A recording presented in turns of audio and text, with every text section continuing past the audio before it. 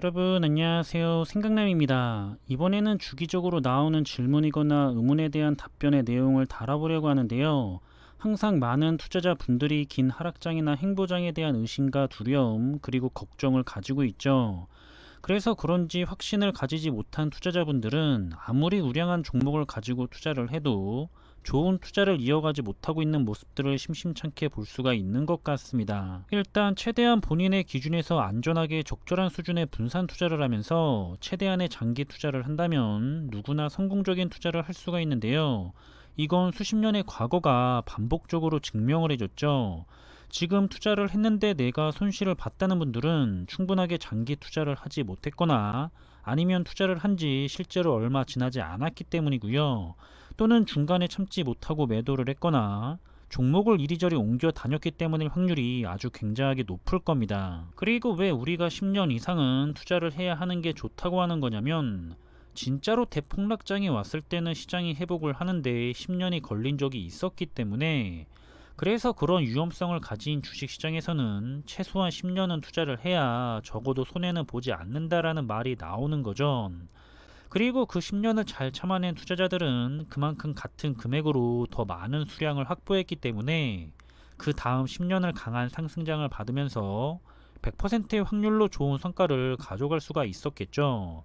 같은 기간에 같은 금액으로 같은 종목에 투자를 했어도 꾸준히 올라가는 시장보다는 최대한 오랫동안 하락장이나 행보를 한 시장이 투자를 하는 초반에 있었다면 장기 투자자에게는 그거만큼 좋은 게 없다는 사실입니다. 그리고 심지어 한 번에 목돈을 투자했을 때 10년 동안 고통을 받은 거고요. 이 시기에도 적립식으로 투자를 한 투자자는 수익이 났다는 사실입니다.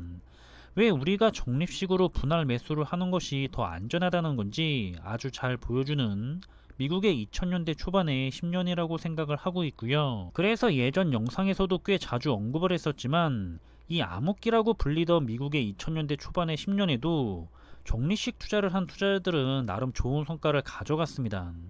수치로 보자면 11% 정도 상승을 했는데요. 10년 동안 11%밖에 상승을 안 했기 때문에 이게 뭐야라고 할 수도 있지만 앞에서도 언급을 했죠. 같은 금액으로 더 많은 수량을 모았을 거기 때문에 장기 투자자에게는 결코 좋지 않은 현상이 아니라 반대로 아주 좋은 기간이었다는 겁니다. 왜냐하면 그 다음에는 대세 상승장은 반드시 오게 되어 있고요.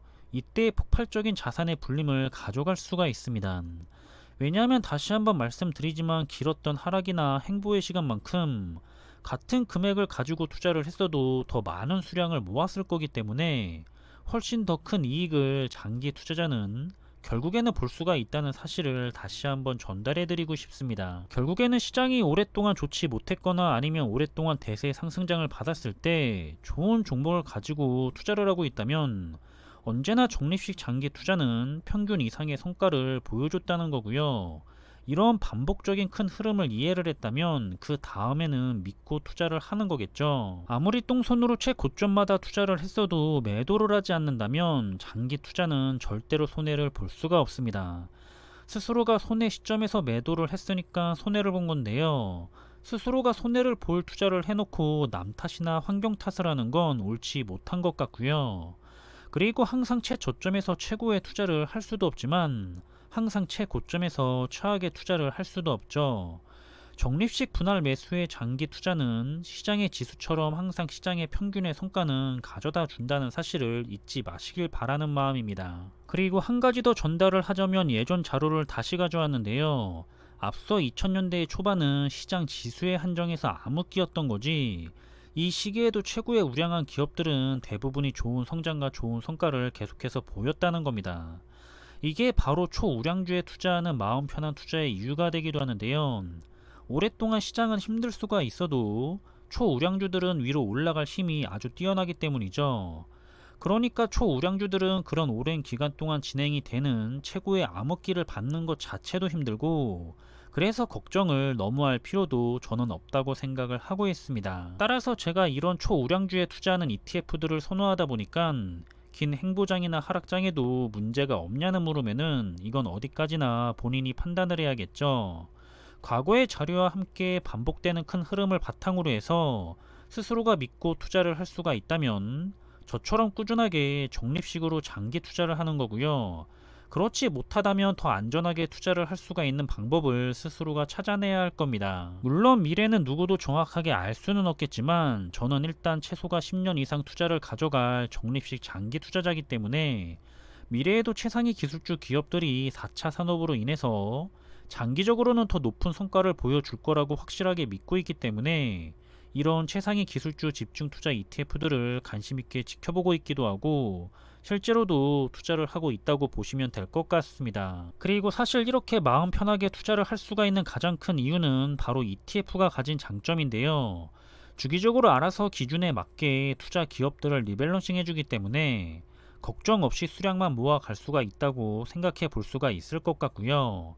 어디까지나 저의 생각의 기준은 오랫동안 장기 투자를 할 수가 있는 적립식 투자자의 경우에만 해당을 한다고 전달해 드리고 싶습니다. 주식시장이라는 곳은 안전 자산에 투자를 하는 게 아니라 엄연히 위험 자산에 투자를 하는 건데요. 아무런 리스크도 받고 싶지 않거나 아무런 리스크가 없었으면 좋겠다거나 그런 리스크를 이겨내고 싶지 않으면서 좋은 성과를 가져가고만 싶어 한다면 그건 정말로 큰 욕심이라고 생각을 합니다.